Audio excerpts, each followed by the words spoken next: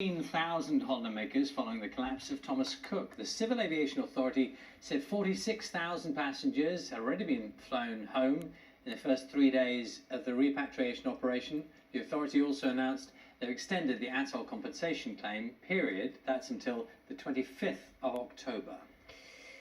26 minutes to 9 is the time now. Just to bring you up to date with what's happening with Thomas Cook, of course it's something we've been following, the collapse of the travel firm. Nearly 30,000 holidaymakers have now been flown home. Rescue flights are going to continue into the next week. The staff, though, 22,000 staff members worldwide. Future's much less certain. Yes, let's talk to Betty Knight now, who was until very recently Thomas Cook cabin crew. Morning. Hello, good morning. Thank you Morning so to much you. for Just inviting me. what is your situation as we speak today? I'm kind of starting to get over the bereavement, the loss of Thomas Cook, because that literally was a bereavement to us that happened on Monday, and we've all been mourning, we've all been in sorrow.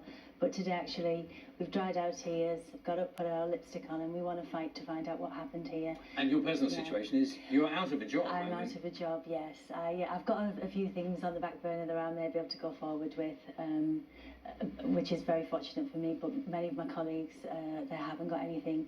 And, you know, we are talking now about entire families who were employed by Thomas Cook, the ethos of our airline, because it has such an outstanding legacy and 178-year history, is actually that it encouraged families to join together. How long So have you been? I've worked there 12, nearly 13 years, yeah. This was my swan song to fly, and this was my retirement job. But I loved it so much, I just couldn't give it up, really.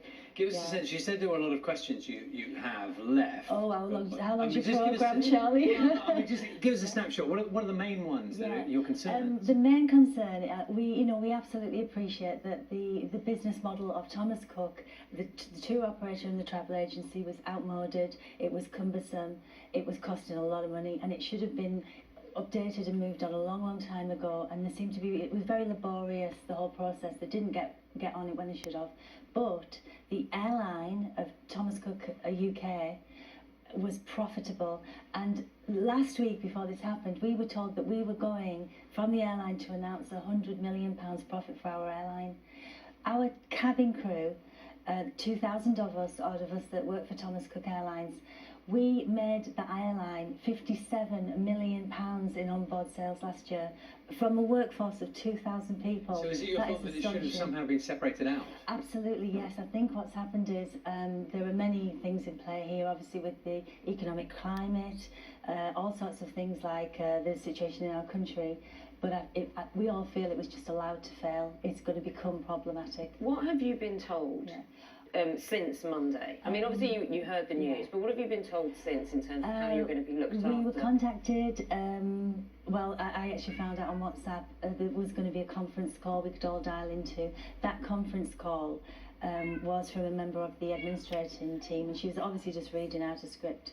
It was so cold, it was so harsh. There must have been hundreds of people tuning in. At the end she said, "You may now disconnect." That was the end of it, and we were reeling, we were absolutely reeling. I haven't personally heard from my company at all. I've had letters through the union. People are without information.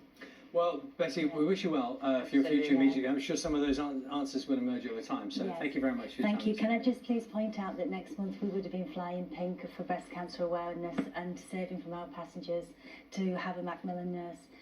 The charity were budgeting on that happening, and that's not now going to happen. Our Thomas Cook Children's Charity, and this is the real harsh one, we pay for children to go and see Santa in Lapland, and go to the parks in Orlando.